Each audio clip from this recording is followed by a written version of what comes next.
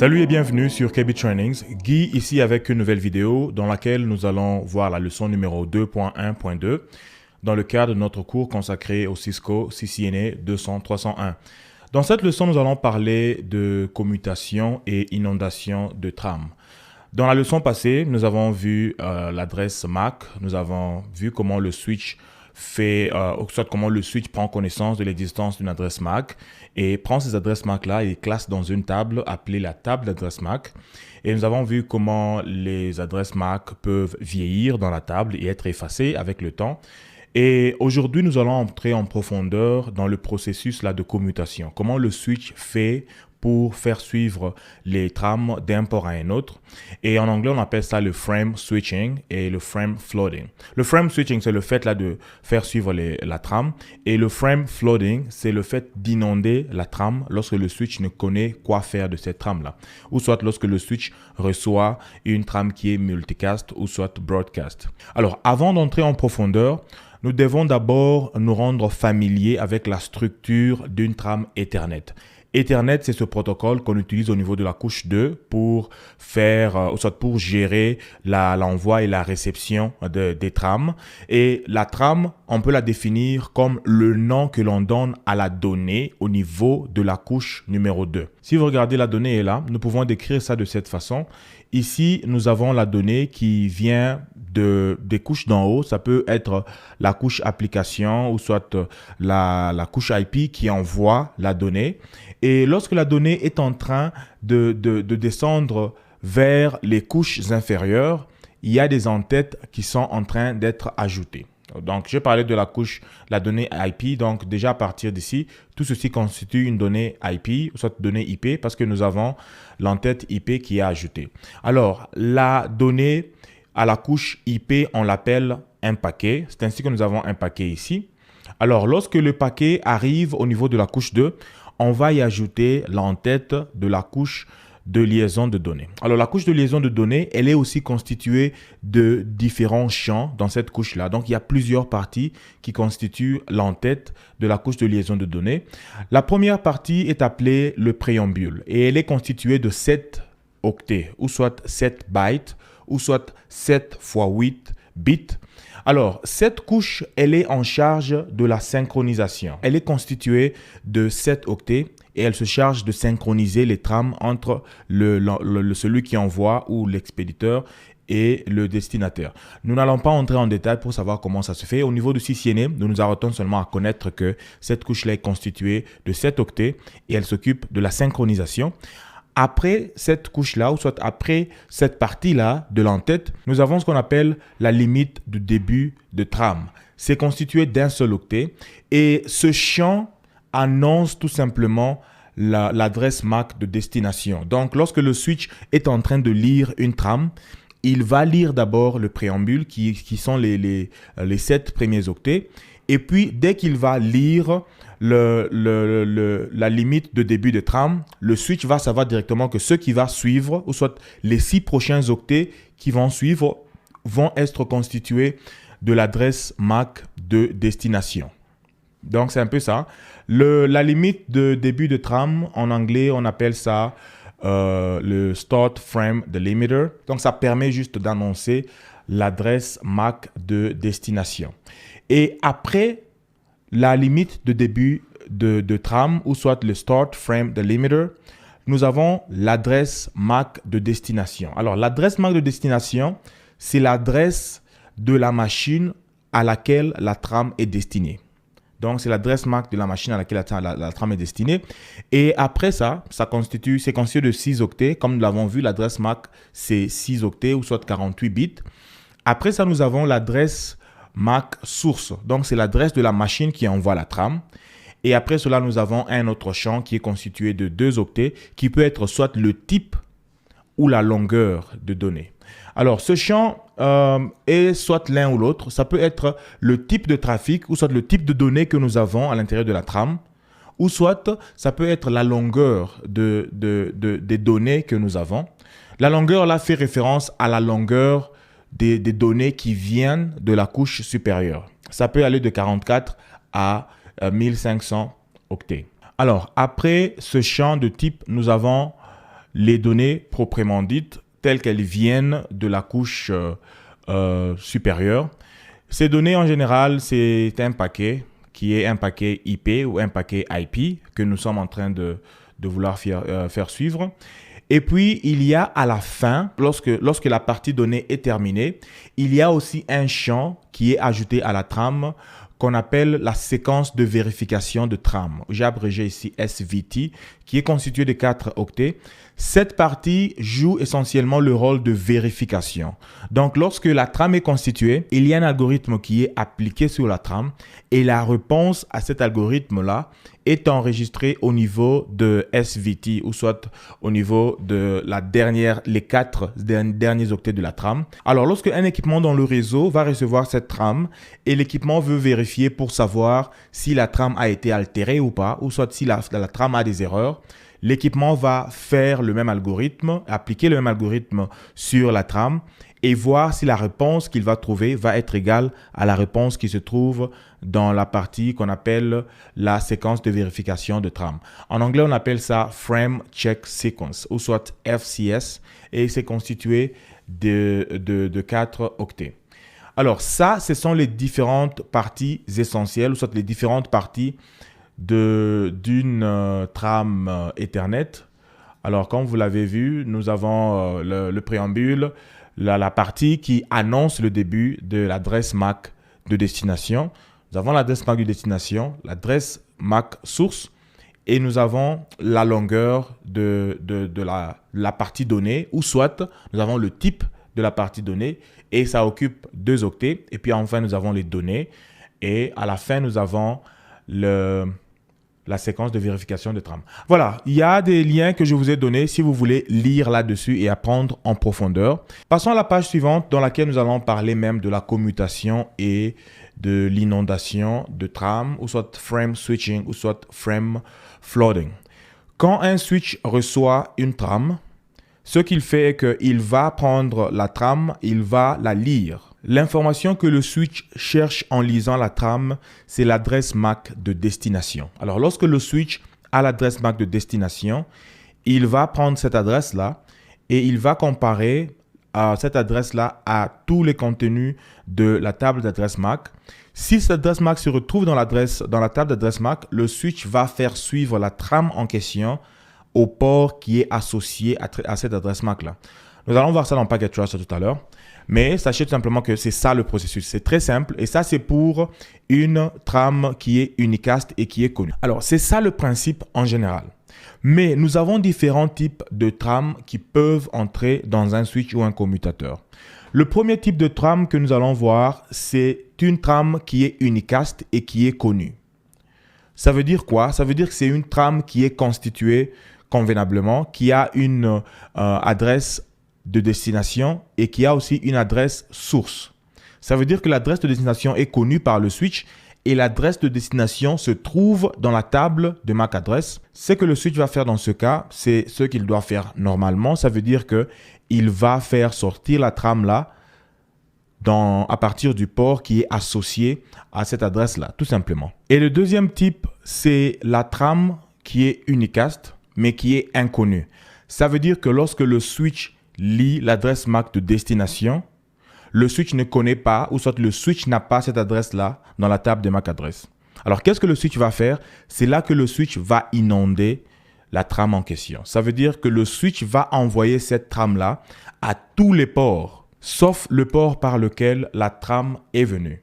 Donc, si j'ai un switch qui a 4 ports, port 1, port 2, port 3, port 4, et que le switch reçoit une trame et le switch ne connaît pas où se trouve cette adresse-là, le switch va envoyer la trame, disons que le switch reçoit la trame au niveau du port 1, le switch va envoyer la trame au niveau du port 2, 3 et 4, sauf le port 1 parce que c'est là que la trame est venue.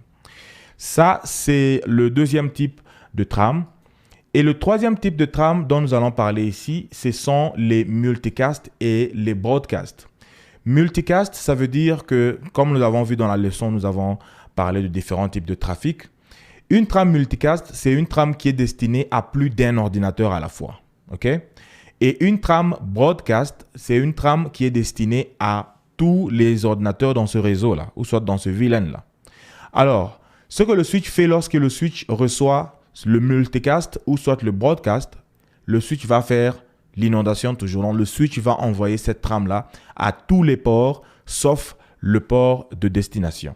C'est ça l'essentiel que vous devez retenir. Nous allons voir ça dans Packet Tracer et puis je vais vous montrer pourquoi est-ce que le switch peut recevoir une trame qui est unicast et qui est inconnue. Parce que ça peut arriver. Mais quelqu'un va se dire, mais comment ça peut arriver si avant d'envoyer le trafic, il y a d'abord le ARP qui se fait? Bien sûr, si le ARP s'est déjà fait et que la table de MAC adresse a été effacée, le switch va faire le flooding ou soit l'inondation parce que le switch va recevoir une trame qui est bien constituée, mais le switch ne saura pas où envoyer cette trame-là. C'est ce que nous allons voir dans la suite. Mais avant de passer à Packet Tracer, voyons voir différents types de commutations que nous pouvons trouver dans un switch. Il y a 3 types de commutations, soit 3 façons que le switch fait pour lire une trame lorsqu'elle vient dans le switch. La première façon est appelée Store and Forward. Store qui veut dire enregistrer, Forward qui veut dire faire suivre. Ceci veut dire que lorsque le switch reçoit le paquet, le switch va enregistrer tout le paquet. Donc le switch va lire tout le paquet du début à la fin et il va utiliser la séquence de vérification de trame que nous avons vue pour voir si cette trame-là a une erreur ou pas. Et si la trame a une erreur, le switch va laisser tomber cette trame-là et ne va pas la faire suivre. Et si la trame n'a pas d'erreur, si elle est correcte, c'est là que le switch va lire l'adresse MAC de destination et puis faire suivre la trame. Cette méthode, elle est utilisée dans plusieurs switches, surtout quand il s'agit de data center ou soit des endroits où les switches sont vraiment proéminents et qu'on ne veut pas gaspiller de l'espace sur les switches. On veut vérifier tous les paquets ou soit toutes les trames telles qu'elles sont envoyées pour que juste les trames qui sont en bonne santé ou soit les trames qui sont bien constituées soient envoyées à leur destinataire. Mais il y a une autre méthode qu'on appelle le cut-through. Cut-through, ça veut dire le switch va juste couper au niveau de l'adresse de destination. Lorsque le switch reçoit la trame et lit le préambule, ainsi de suite, dès que le switch finit de lire l'adresse MAC de destination, le switch va faire suivre cette trame-là. Même si elle a des erreurs, même si elle est normale, le switch ne va pas faire cette vérification-là. Là, c'est au niveau de cut-through. Cut-through, c'est une méthode qui est très utilisée en général parce que c'est très rapide. Vous voyez, le switch ne fait que le travail de lire la première partie, comme je vous ai montré ici. Donc, le switch va lire le préambule, la limitation de début de trame et dès que ça lit l'adresse de destination, ça envoie la trame directement. Alors qu'avec le Store and Forward, le switch doit lire le tout et jusqu'à la fin aussi, le switch doit faire le SVT ou soit la séquence de vérification de trame pour comparer, voir si la trame est en bonne santé ou est bonne ou soit si la trame a été altérée ou soit a des erreurs. Alors, le troisième mode de commutation, c'est ce qu'on appelle le fragment free. Le fragment free, c'est ce mode-là qui est un peu comme le milieu entre le cut-through et le store forward. Ça veut dire qu'à ce niveau, le switch ne va lire que les 64 premiers octets de la trame. Et pourquoi les 64 premiers octets? Parce que s'il y a une erreur dans la trame, s'il y a une erreur de collision par exemple, cette erreur-là peut déjà être visible au niveau des 64 premiers octets de la trame. Donc, c'est une méthode qui est au milieu. Le switch ne lit pas seulement jusqu'à l'adresse de destination, mais ça lit les 64 premiers octets qui constituent la trame afin de prendre la décision de forward ou soit de faire suivre la trame ou pas. Voilà, retenez les 3 modes. Ce sont des choses que nous devons connaître à titre d'information. C'est très rare que vous soyez appelé à configurer un certain mode dans un switch, mais déjà, sachez juste, soit ayez une idée de ce que ça fait. Et il y a des liens que je vous ai donnés dans lesquels vous pouvez lire beaucoup plus de détails si vous en avez besoin. Mais pour l'instant, passons rapidement sur Packet Tracer et je vais vous montrer juste l'exemple d'une inondation de trame. Donc, nous allons avoir un petit réseau ici. Mettons un switch. Et puis au niveau du switch, nous allons attacher 3 équipements, le PC0, le PC1 et le PC2. Et je vais utiliser un équipement que j'ai déjà utilisé dans le passé ici qui s'appelle le sniffer. Notre réseau va être le réseau 10.0.0.0/8, donc ça va être un réseau régulier. Et cet ordinateur va être le point 1, celui-ci va être le point 2 et celui-là va être le point 3. Alors, mettons aussi les sniffers. Les sniffers peuvent être trouvés ici. Je mets un sniffer ici et un sniffer là-bas. Voilà. Alors, nous allons mettre des câbles aussi. Donc, le PC0 va au sniffer et le sniffer va au switch. Le switch va au sniffer. Et voilà. Et le sniffer va au PC. Alors, avant de commencer, nous allons configurer les PC rapidement. Celui-ci va être le 10.00.1 avec l'adresse MAC, avec plutôt le masque de sous-réseau régulier. Celui-là va être 10.00.2 avec l'adresse, le masque de sous-réseau régulier. Celui-là va être 10.00, non, ça c'est le sniffer. Ça va être 10.00.3. Donc, nous avons configuré nos PC, ou soit nos desktops. Ce que nous allons faire maintenant est que nous allons configurer les sniffers. Au niveau des sniffers, lorsque nous arrivons, nous entrons et nous allons au GUI, ou soit le Graphic User Interface, nous allons lui dire que nous choisissons d'écouter le port 0, parce que le port 0... Non. Nous allons écouter le port 1 plutôt, parce que c'est le port qui est connecté au switch. Alors, ici, nous allons effacer tous les protocoles et nous n'allons laisser que ACMP, qui est le protocole qui gère les pings. Et puis, nous allons effacer le contenu. Et puis, ici, nous allons écouter au port 1 parce que c'est le port qui est connecté au switch. Nous allons voir juste le comportement du switch. Et lorsque nous venons au sniffer numéro 1, nous allons lui dire que nous voulons écouter au port 0. Et puis, je vais effacer tout ceci. Je vais sélectionner seulement ACMP. Et puis, je vais effacer le contenu de notre capture. Et je fais au sniffer numéro 2. Je fais la même chose. Non, c'est là ce que je viens de faire apparemment. Voilà, non, je n'ai rien fait encore là-bas. Donc, j'efface le tout. Je sélectionne seulement ACMP. J'efface l'écran. Et nous allons écouter le port 0. Voilà. Je vais mettre ça au-dessus. Donc, le sniffer 2 va être ici en bas. Et le sniffer 1 va être au-dessus du sniffer 2. Comme ça, nous allons voir ce qui va se passer. Regardez bien. Je suis au niveau du PC 0. Et ce que je vais faire au départ, c'est de pinguer le PC numéro 1. Je vais faire ping 10.0.0.2 parce que c'est l'adresse du PC numéro 1. Et lorsque je vais pinguer, qu'est-ce qui va se passer? Il y aura les ARP qui va être envoyé. Et le ARP le ARP qui va être envoyé pour chercher l'adresse MAC de destination. Cet ordinateur va répondre. Et notre ordinateur va constituer ce qu'on appelle maintenant le ACMP packet, tout ça, le ping qui va aller vers l'ordinateur numéro 2. Ici, nous n'allons rien voir. Ici, nous n'allons voir que le paquet de ACMP. Nous n'allons pas voir les ARP parce que j'ai enlevé les ARP de la liste ici, des filtres que nous avons là. Donc, lorsque je fais ceci, vous voyez que nous avons 4 paquets de ping qui sont envoyés vers l'ordinateur numéro 2. OK? Et nous pouvons voir ça grâce au sniffer numéro 1. Et nous venons ici, nous faisons la même chose pour l'ordinateur numéro 3. Nous pouvons voir qu'il y a 4 paquets qui sont envoyés. Et nous pouvons voir que ces paquets-là vont directement à l'ordinateur numéro 2. Ce que je vais faire maintenant, c'est que je vais effacer la table de MAC adresse. Je vais dans le switch. Et comme vous le savez, si je fais...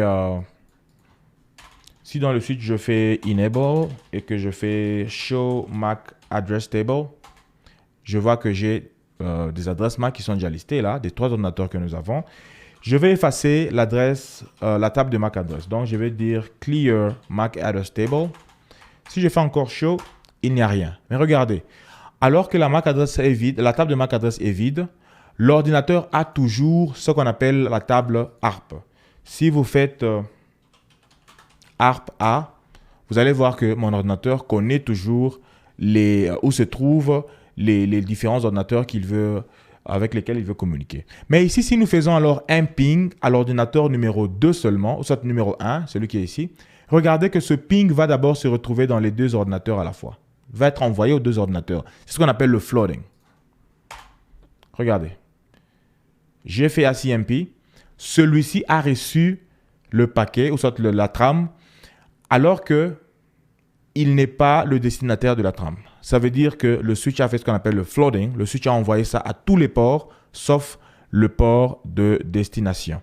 Si nous venons au niveau du sniffer numéro 0, nous allons voir les ACMP, bien sûr, qui sont les différents ACMP que j'ai envoyés aux différents équipements. Et ça, ce sont leurs réponses. Voilà, c'est tout ce que je pouvais vous montrer pour l'instant. Il y a aussi dans le sniffer un moyen pour vous de voir la structure du paquet tel qu'on en a parlé. Vous voyez que si on prend le ACMP ici par exemple, si on clique dessus, ça nous montre le préambule, ça nous montre le SFD ou soit le Start Frame Delimiter, ça nous montre la destination MAC address, ainsi de suite. Ça nous montre aussi le FCS ou soit le Frame Check Sequence que nous avons là.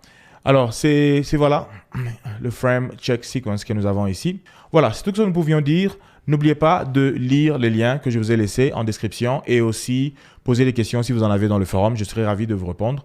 Nous allons nous retrouver dans la prochaine leçon. Merci beaucoup, portez-vous bien et bye.